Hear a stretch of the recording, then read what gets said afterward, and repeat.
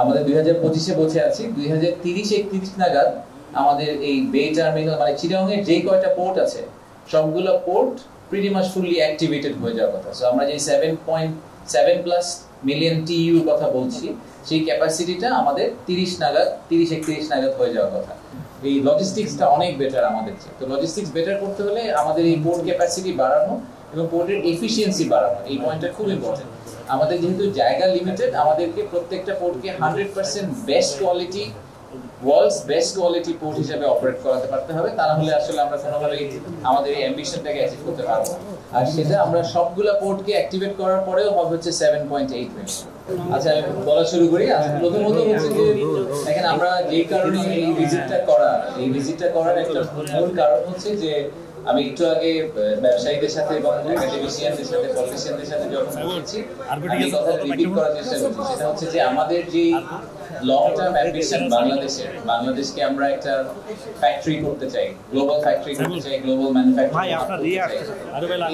Long term অ্যাম্বিশনের absolute core হচ্ছে আসলে এখানে খেয়াল রাখতে হবে। হ্যাঁ, আপনারা সবাই তো সাইলেন্ট থাকেন, স্পিচ চলছে তো? সবাই রেডি? তাহলে আমি আবার বলবো। সো দেখেন, আমাদের যে আমি আবার বলি, সেটা হচ্ছে যে আমাদের যে লং টার্ম অ্যাম্বিশন, যে আমরা বাংলাদেশকে একটা ম্যানুফ্যাকচারিং হাবের মতো করতে চাই, ফ্যাক্টরি বানাতে চাই, এবং on the basis of the fact যে আমাদের একটা ভেরি ইয়াং পপুলেশন আছে, যাদের এমপ্লয়মেন্ট জেনারেশন করতে হবে, তাদেরকে ব্যবসা করার ব্যবস্থা করে দিতে হবে, বিনিয়োগ ব্যবস্থা উন্নতি করতে হবে।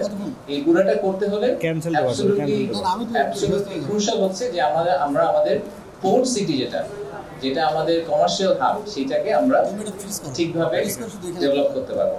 সো ঢাকাকে নিয়ে অনেক কথাবার্তা হয় বাংলাদেশে। ঢাকা হচ্ছে বাংলাদেশের অফিসিয়াল ক্যাপিটাল, কিন্তু আপনার হিস্টোরিক্যালি আপনি যদি হিস্ট্রি পিছিয়ে যান তাহলে দেখবেন যে চিটাগং কিন্তু অনেক বেশি প্রমিনেন্ট ইন গ্লোবাল ল্যান্ডস্কেপ। ওই পর্তুগিজরা যখন এসেছে, তার আগে যখন ব্রিটিশরা এসেছে, সেকেন্ড ওয়ার্ল্ড ওয়ার হয়েছে, সবসময় Chittagong was very important because of the geography we have.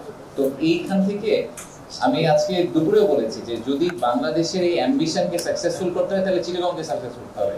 Chittagong যদি সাকসেসফুল না হয় ফ্রম বোথ দুইটা পয়েন্ট অফ ভিউ থেকে, একটা হচ্ছে যে চিটাগং আমাদের টোটাল ইন্ডাস্ট্রিয়াল প্রোডাকশনের একটা মেজরিটি অংশ, একটা বড় অংশ চিটাগং কভার করবে। সো এখনই কিন্তু অলরেডি প্রায় 30-40% চিটাগং ডিভিশনে আমাদের ইন্ডাস্ট্রিয়ালাইজেশন হয়। বাট গোয়িং ফরওয়ার্ড আমরা যে বড় বড় ইনিশিয়েটিভগুলোর কথা বলি, যে চাইনিজ স্পেশাল ইকোনমিক জোন, সেটা চট্টগ্রামে, যেটা ন্যাশনাল স্পেশাল ইকোনমিক জোন বীরেশ্বরাইতে, আমরা একটা ফ্রি ট্রেড জোন নিয়ে কথা বলছি, সেটাও মোস্ট লাইকলি চিটাগং এলাকায় হবে। সো সব ম্যানুফ্যাকচারিং যে পাওয়ার হাউসগুলোর কথা বলছি আমরা বাংলাদেশের ভিতরে, সবগুলোই কিন্তু চট্টগ্রাম এলাকার মধ্যে, এবং সেটা মেইন কারণ হচ্ছে চট্টগ্রামের বন্দরগুলো। তো বন্দরগুলোকে যদি আমরা সাকসেসফুল করতে না পারি, তাহলে এই ফুল master plan will be complete failure.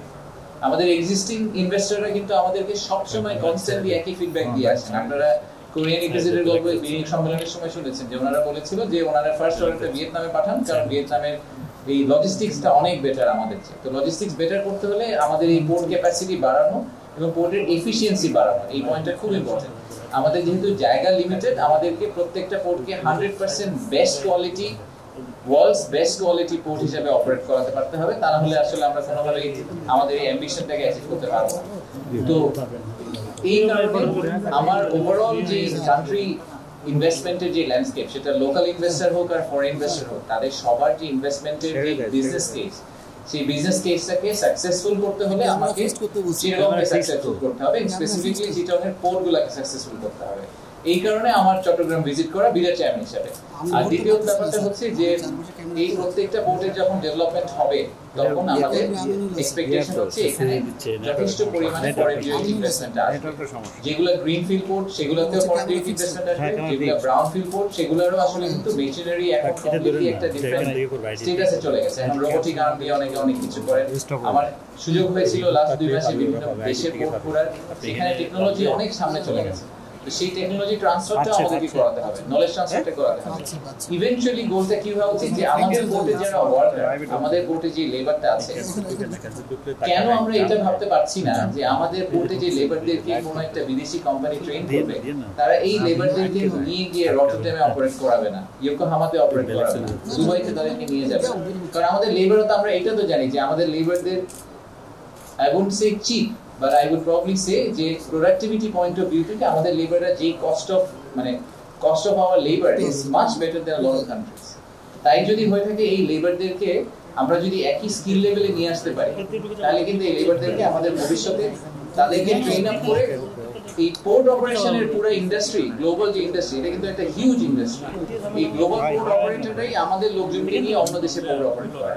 That should be our vision, our ambition, যে আমরা we should not be bound to Bangladesh only, but বাংলাদেশের স্টোরিটাকে সাকসেসফুল করার জন্য we need all the best ports in the world to operate in Bangladesh. আমরা ক্যাপাসিটিতে কোনোদিনই ভিয়েতনামের সাথে fight করতে পারবো না, কারণ আজকে আপনারা ওখানে ছিলেন কিনা আমি বলেছি যে ভিয়েতনামে total the number of ports they have is 44, 44টা পোর্ট আছে এবং তাদের হ্যান্ডলিং ক্যাপাসিটি হচ্ছে 47 TEU।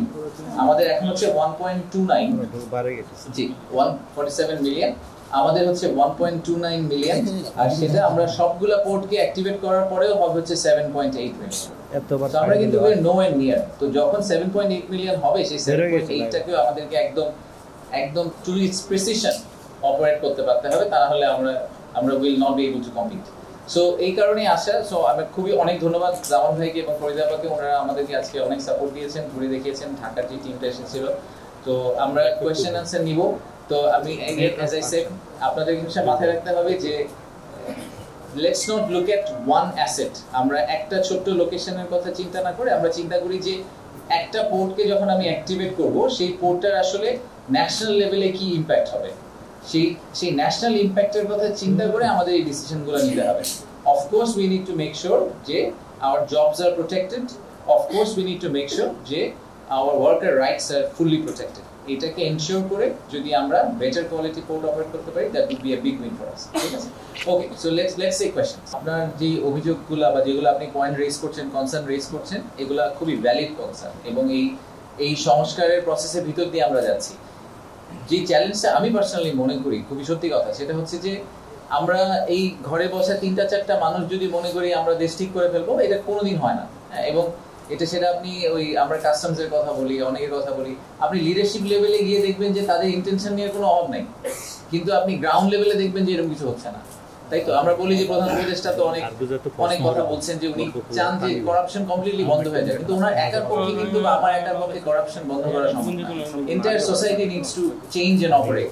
তো আমাদেরকে ছোট ছোট কিছু নাচ করে এটাকে ঠিক করতে হবে। তো আমি যেটা মনে করি যে আমার ধারণা যে যখন আমি আপনাকে সলিউশন বলছি না, বাট আমি বলছি যে যেই কারণে আমি আজকে প্রজেক্টটা নিয়ে ইন্টারেস্টেড এবং যে কারণে আমি ভিজিট করতে এসেছি, সেটা হচ্ছে যে আমার ধারণা হচ্ছে যে যখন একটা ওয়ার্ল্ডের one of the best operators port operator যখন বাংলাদেশে এসে অপারেট করা শুরু করবে, তখন তার নিজের রেপুটেশনের জন্য সে এগুলো বন্ধ করার চেষ্টা করা শুরু করবে। ঠিক আছে, সো ইকোসিস্টেমটা আস্তে আস্তে ইমপ্রুভ করবে। এটা ওভারনাইট ঠিক হবে না। আমাদের দেশকে অনেক বড় বড় দেশের করাপশন এখনো খুবই prevalent. I don't think we are getting away with that, but আমাদেরকে কিছু তো ফ্যাক্টর তৈরি করতে হবে, নতুন উপাদান যোগ করতে হবে এই কেমিস্ট্রির মধ্যে, যাতে আসলে করাপশনটা কমে আসে। তো আমার হিসাবে একটা ওয়েল রান মেশিন, যে ধরেন আমি যেটা বললাম যে পৃথিবীর 70টা দেশে যে পোর্ট অপারেট করে এসেছে, সে যখন বাংলাদেশে এসে অপারেট করার চেষ্টা করবে এবং দেখবে যে বিভিন্ন জায়গায় এরকম লিকেজ হচ্ছে, তখন সে হয়তো আইডেন্টিফাই করে ফিক্স হয়ে যাবে। সেও সব পারবে তা জানি না, কিন্তু আস্তে আস্তে আমরা ঠিক ডিরেকশনে যাব। পিসিটির এই এক্সপেকটেশনের চেয়ে কম পারফরমেন্সের জন্য কিন্তু একটা বড় দায়িত্ব আমাদের নিজেদের। আমি জানি না আপনি এই কাহিনীটা জানেন কিনা, যে পিসিটির যে স্ক্যানার মেশিন থেকে শুরু করে বিভিন্ন কিছু যেটা আমাদের প্রোভাইড করার কথা, বাংলাদেশ সরকারের প্রোভাইড করার কথা, এটা আমরা ঠিকভাবে করতে পারিনি। তো ওনারা অনেক ধরনের প্রোডাক্ট আসলে পিসিটিতে ডকি করতে পারেন না, কারণ আমরা ওনাদেরকে যেগুলো প্রমিস করেছিলাম দিব সেগুলো দেওয়া হয়নি। সো এটা ইটস নট অনলি পিসিটিস রেসপন্সিবিলিটি যে 12%-এ ওনারা অপারেট করছেন। আর আমাদের পয়েন্ট অফ ভিউ থেকে তারপরেও আপনি যদি প্রোডাক্টিভিটি নাম্বারগুলো দেখেন যে পার টিইউ আমরা কত টাকা ইনকাম করছি সরকার হিসাবে, সেটা PCT performance is actually very high. তো আগের সরকারের আমলের ওই কন্ট্রাক্টে ভুল ছিল কিনা সেটা নিয়ে যদি আমরা এখন, যেহেতু পিসিটি টেকনিক্যালি ওরকম আমরা যেরকম আমাদের পাওয়ারের কেসে বেশ কিছু কেস আছে যেগুলো খুবই আইডেন্টিফাইড ইস্যু, যেগুলো নিয়ে ফজল কবির স্যার কাজ করছে, সেগুলো খুবই স্পেসিফিক ইস্যু, যেখানে there is very clear evidence যে কোনো ধরনের মিসহ্যান্ডলিং করা হয়েছে। এই ক্ষেত্রে কোনো ক্লিয়ার এভিডেন্স আমাদের কাছে নাই। এটাকে তদন্ত করে এটার পিছে যদি আমরা এখন সময় নষ্ট করার চেষ্টা করি, তাহলে যেটা হবে যে আমরা সামনের দিকে যেগুলো করতে চাচ্ছি সেগুলো আর করতে পারবো না। এই জন্য আমাদের জেনারেল প্রেফারেন্স কিন্তু হচ্ছে সামনের দিকে এগিয়ে যাওয়ার চেষ্টা করা, আনলেস মনে হচ্ছে যে পিছের একটা কিছু এত বড় ভুল হয়ে গেছে যে এটাকে ঠিক করতে হবে। সো এই কারণে আমার এই মুহূর্তে আমার আনসার হচ্ছে যে there is no plan to uproot that contract। আর সামনে যেই কন্ট্রাক্টগুলো হবে সেই কন্ট্রাক্টগুলোর ক্ষেত্রে আমরা আমাদের ফিল্টারগুলো খুব ক্লিয়ার, সেটা হচ্ছে যে ন্যাশনাল ইন্টারেস্টকে সার্ভ করা। আমাদের আমরা অবভিয়াসলি আমাদের গ্লোবাল যে বড় বড় কনসালটেন্ট আছেন এডিবি, আইএফসি, যাদের সাথে আমরা খুব রেগুলারলি কাজ করি, তাদেরকে সাথে নিয়েই আমরা কাজগুলো করব, সো দ্যাট আমাদের গ্লোবাল এক্সপার্টিসটা আমাদের সাথে থাকে। আপনারা এইটা তো হয়তো সবাই ইন প্রিন্সিপাল এগ্রি করবেন যে এখনকার লিডারশিপ টিমে জেনারেলি ন্যাশনাল ইন্টারেস্টের বাইরে কোনো কথাবার্তা হয় না। তো আমরা কাউন্টার পার্টি, সেটা ডিপি ওয়ার্ল্ড হোক, পিএসএ হোক বা রেড সি গেটওয়ে হোক, যেই হোক, আমরা আমাদের পজিশনটাকে খুব ক্লিয়ার করে দিয়েছি ওনাদের কাছে যে আমাদের যে এক্সিস্টিং ওয়ার্কার আছে তাদের রাইটটাকে অ্যাবসলিউটলি এনশিওর করতে হবে। তাদেরকে এনশিওর করতে হবে যে তারা তাদের যথেষ্ট পরিমাণ স্কিল ট্রান্সফারের যে ব্যবস্থাটা ওটা ওনারা আমাদের করে দেবেন। ওনারা ট্রেনিং ইনস্টিটিউট করতে পারেন, whichever form, ওনাদেরকে মেক শিওর করতে হবে যে ওনারা স্কিলটা যাতে ট্রান্সফার করতে পারেন, আমাদের নিজেদের ওয়ার্কফোর্স যাতে ওভাবে তৈরি হয়ে যায়। এই প্রিন্সিপালগুলোকে মাথায় রেখে আমরা সামনে দিয়ে এগিয়ে যাওয়ার চেষ্টা করছি এবং আমাদের এক্সপেকটেশন হচ্ছে যে ওনারা যেই কোয়ালিটির পোর্ট ডেলিভার করেন পৃথিবীর অন্য যে কোনো বেস্ট পোর্টগুলোতে, ঠিক সেম কোয়ালিটির পোর্ট ওনাদেরকে এখানে ডেলিভার করতে হবে। আমি কিন্তু কোয়ান্টিটেটিভলি আমার অ্যাম্বিশনটা একটা কোয়ালিটেটিভ অ্যাম্বিশন, সেটা হচ্ছে আমি একটা নিজেকে গ্লোবাল ম্যানুফ্যাকচারিং হাব করতে চাই। তো কবে আমরা নিজেকে গ্লোবাল ম্যানুফ্যাকচারিং হাব বলতে পারবো, এটার জন্য আমার ইনিশিয়াল অ্যাম্বিশন টার্গেট হচ্ছে যে 10 বছরের মধ্যে, হ্যাঁ আমরা বলেছি 2035 এর মধ্যে। বাট আমি পোর্টের জার্নিটার কথা যদি চিন্তা করি, পোর্টের জার্নিটার অ্যাম্বিশন কিন্তু আমাদের নেক্সট 5 to 7 ইয়ার্স এর মধ্যে আমাদের এটা ক্লোজ করে ফেলা উচিত। আমাদের 2025-এ বসে আছি, 2030-31 নাগাদ আমাদের এই বে টার্মিনাল মানে চিটাগংয়ের যেই কয়টা পোর্ট আছে সবগুলো port pretty much fully activated হয়ে যাওয়ার কথা। সো আমরা যে 7.7+ মিলিয়ন টিইউ কথা বলছি, সেই ক্যাপাসিটিটা আমাদের 30-31 নাগাদ হয়ে যাওয়ার কথা। এখন তার পাশাপাশি যখন ইকোনমিক জোনগুলো যদি টাইমলি ডেভেলপ হতে থাকে, তাহলে আপনারা মানে একটা মার্ক চেঞ্জ দেখতে পাবেন within next 3 to 5 years. But নিজেদেরকে স্টাবলিশ করতে তো আরো অনেক সময় লাগে, কারণ নিজেদেরকে স্টাবলিশ করার জন্য আপনাকে ওই কোয়ালিটির পারফরমেন্স কনস্ট্যান্টলি দিতে পারতে হবে। আপনি যখন প্রোডাক্ট প্রডিউস করবেন এবং প্রডিউস করবেন কনসিস্টেন্টলি, তখন আপনাকে 3 থেকে 5 বছর পরে হয়তো লোকজন বলা শুরু করবে। আপনার মনে আছে কিনা জানি না, 1990s এর দিকে চাইনিজ প্রোডাক্টকে আমরা বলতাম যে কোয়ালিটি খারাপ, ভালো না, কেউ কিনবে না। চাইনিজকে অলমোস্ট এভাবে একটা সিনোনিমাস ইউজ করা হতো না। এখন কিন্তু জিনিসটা কমপ্লিটলি উল্টে গেছে, বাট এই উল্টা তো ওভারনাইট হয় না, এটা আস্তে আস্তে হয়ে যাচ্ছে। So we have to go through the same journey. আচ্ছা, সো বাংলাদেশের প্রতিবন্ধকতা বড়গুলো আমি পোর্টটা আমরা সরিয়ে রাখি। পোর্টটা সরিয়ে রাখলে আপনি একদম ফাংশনালি যদি চিন্তা করেন ফ্যাক্টরস অফ প্রোডাকশন থেকে, প্রথম ফ্যাক্টরস অফ প্রোডাকশন আমাদের জন্য যেটা আমরা সবসময় সেল করার সেটা চেষ্টা করি, সেটা হচ্ছে লেবার। সেটা তো রিজলভ, আমাদের লেবার ইজ অন প্লেন্টি। দ্বিতীয় যেটা, সেটা হচ্ছে ল্যান্ড। আচ্ছা, এখন ল্যান্ডের ক্ষেত্রেও কিন্তু আমরা ইকোনমিক জোন, ইপিজেড যদি ঠিকভাবে, এখন যেহেতু আমরা জমি দেওয়া শুরু করেছি, কারণ বাংলাদেশের জমি খুব ফ্র্যাগমেন্টেড ছিল, জমি পাওয়া যাচ্ছিল না, সেটা আমরা মোটামুটি একটা স্ট্রাকচারে নিয়ে আসছি। এর পরেরটা হচ্ছে utility services and infrastructure.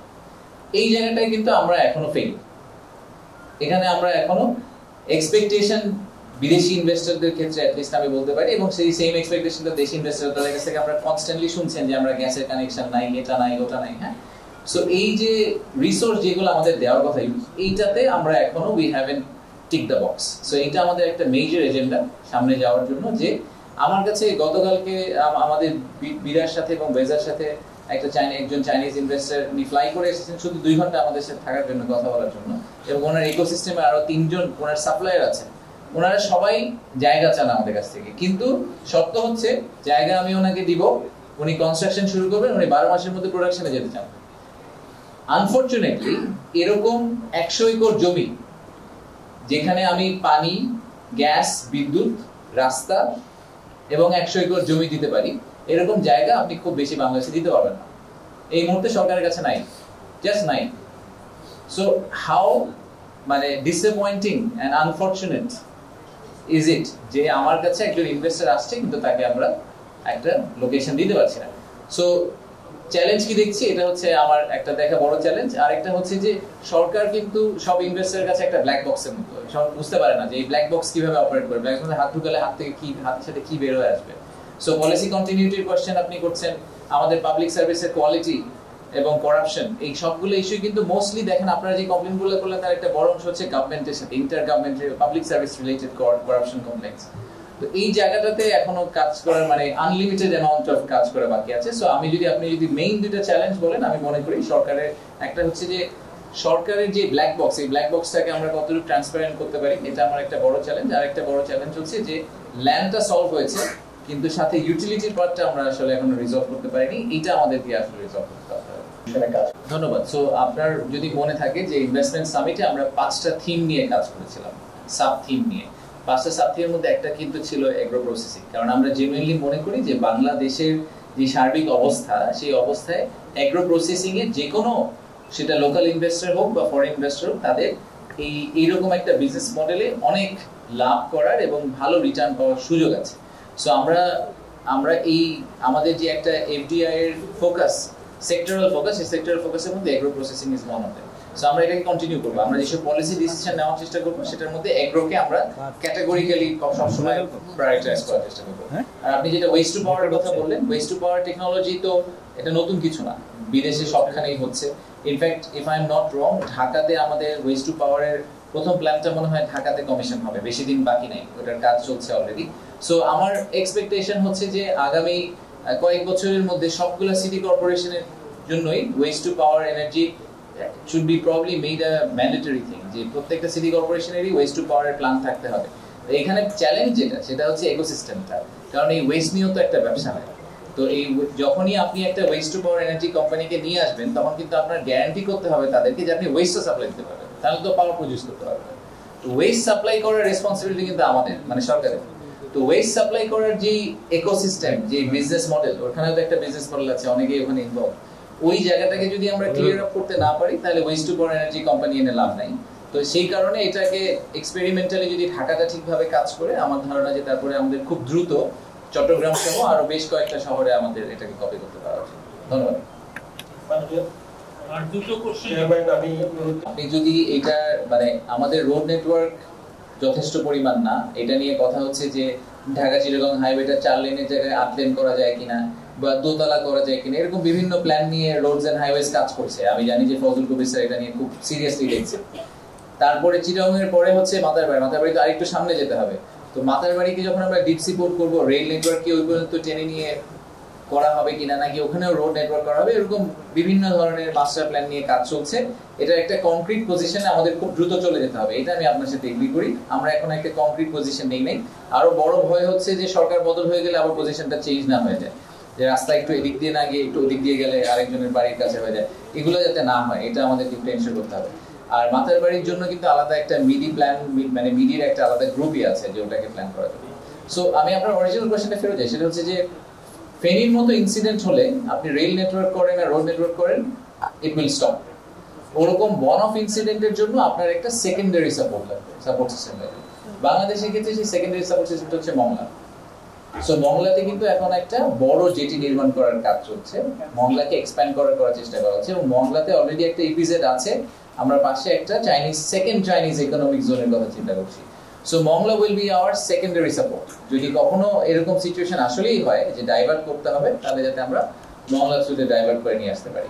But আমাদের এটা মাথায় রাখতে হবে যে আপনি যদি ইকোনমিক জোনের কনসেন্ট্রেশন পয়েন্ট অফ ভিউ চিন্তা করেন, তাহলে কিন্তু চট্টগ্রাম বিভাগ will continue to have the highest density of production.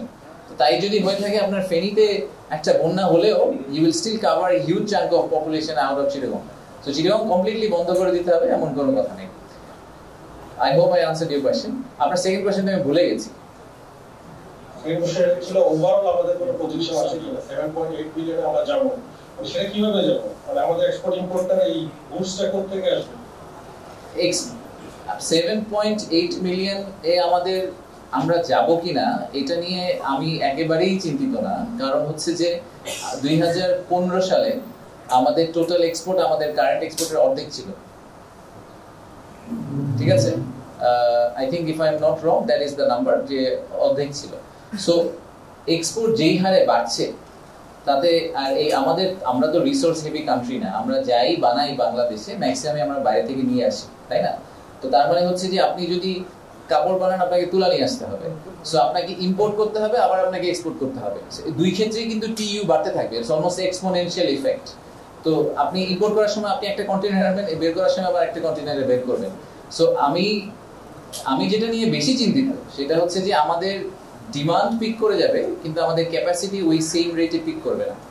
কারণ আমাদের তো আপনারা সবসময় দেখে আসছেন যে আমরা যে এডিপি দিই, আমরা যে 5 বছর মেয়াদী ইনফ্রাস্ট্রাকচার প্ল্যানগুলো করি, হিস্টোরিক্যালি বাংলাদেশ যা করে আসছে, আমরা যে প্রজেক্ট প্ল্যান করি তার 50%ও আমরা ওই বছর কমপ্লিট করতে পারি না। তা আমাদের প্রজেক্ট কমপ্লিশন কোয়ালিটি কিন্তু is not the most efficient, সময় লেগে যায় অনেক। সময় লেগে গেলে তার মানে কি হবে যে আমাদের ডিমান্ড বাড়ছে কিন্তু আমি পোর্ট রেডি করতে পারিনি, তখন একটা বটলনেক তৈরি হবে। That is my biggest fear. So ওইটা যদি না হয়, আগে পোর্ট ক্যাপাসিটি তৈরি হয়ে যায়, that's a very good sign. Ashiq ভাই, আমি এটা ধরে আপনার একটু বলতে চাই, আপনি তো বাজেট ফর্মুলেশনের সাথে এবার নিশ্চয়ই আপনার একটা বিগ সেট থাকবে। এই যে আপনার ইউটোপিয়ান প্ল্যান করা হয়, আনরিয়ালিস্টিক প্ল্যান, আপনি বলছেন যে এডিবি বাজেটের ব্যাপারে আপনারা এবার তো সালেউদ্দিন স্যার, আমার ওনার ব্যাপারে অনেক অনেক রেসপেক্ট, এবং আমার মনে হয় যে উনি খুবই একটা প্র্যাকটিক্যাল বাজেট করার চেষ্টা করবেন। ইন্টারিম গভর্নমেন্টের পক্ষে, ইন্টারিম গভর্নমেন্টের জন্য আসলে একটা বড় বাজেট করা এমনি সেন্স মেক করে না। সো আপনারা এবার রিলেটিভলি অনেক বেশি প্র্যাগম্যাটিক একটা বাজেট দেখতে পাবেন। আমরা এটাও চেষ্টা করছি যে বাজেট সাপোর্টের ক্ষেত্রে যতটুকু সম্ভব বৈদেশিক সাহায্য যাতে কমিয়ে নিয়ে আসা যায়। কারণ আপনি ইনফ্রাস্ট্রাকচার ইনভেস্টমেন্টের জন্য আপনি বাইরে থেকে লোন নেন, that is fine, that's okay. But নিজে চলার জন্য যদি আমি এখন বাইরে থেকে লোন নিয়ে নিজে চলি, that's not a good idea, right? মানে আমাদের যতটুকু ট্যাক্স ইনকাম হয়, আমাদের যেটা রেভিনিউ, সেটার আমাদের এক্সপেন্ডিচারের তো একটা ম্যাচ থাকতে হবে। যদি আমরা কনস্ট্যান্টলি ধার করে করে স্পেন্ড করতে থাকি, তাহলে তো এটা this is not the right way to go. So আমরা চেষ্টা করবো যে একটা অলমোস্ট একটা মডেল বাজেট করার জন্য এবার, যাতে ভবিষ্যতে সরকাররা, পলিটিক্যাল গভর্নমেন্টরা যাতে ওই বাজেটটাকে একটা বেঞ্চমার্ক হিসেবে নেন। আর আপনার সেকেন্ডারি পয়েন্টটা আমি একটু ফিরে যাবো আমার অরিজিনাল পয়েন্টে, সেটা হচ্ছে যে আমাদের চেষ্টার কোনো অভাব থাকবে না, but the entire community needs to come together. এই নেক্সাস ব্রেক করার জন্য আপনাদের সবার সাহায্য লাগবে, তা না হলে এটা আমরা একা চেষ্টা করে মানে we will go nowhere. আমরা এটা অনেক জায়গায় ফেস করেছি লাস্ট 6, 7, 8, 9 মাসে। whole of the country, মানে not even whole of the government, the whole of the social community যদি একসাথে না এসে ব্রেক করার চেষ্টা করে, তাহলে ব্রেক করা খুব ডিফিকাল্ট। আপনাদের জন্য, আপনারা ম্যাক্সিমাম চিটাগাংয়ের মানুষ, সো আপনাদের জন্য চট্টগ্রাম, আমি sure it's very close to your heart. So আমার রিকোয়েস্ট থাকবে যে আমরা কিন্তু জেনুইনলি মনে করি যে Chittagong is the crown Jewel আমাদের জন্য। হ্যাঁ, চিটাগাংকে সেন্টার করে পুরো প্ল্যানটা করা। সো আপনাদের কাছে আমাদের রিকোয়েস্ট হচ্ছে যে আপনারা আমাদেরকে ওই সাপোর্টটা দিবেন, যে ন্যাশনাল ইন্টারেস্ট ফার্স্ট, এখানে individual interest, anything else is irrelevant, বাকি সবকিছু সেকেন্ডারি। সো ন্যাশনাল ইন্টারেস্টকে ফোকাস করে আপনারা যদি সাপোর্টটা করেন, we will try our best to help.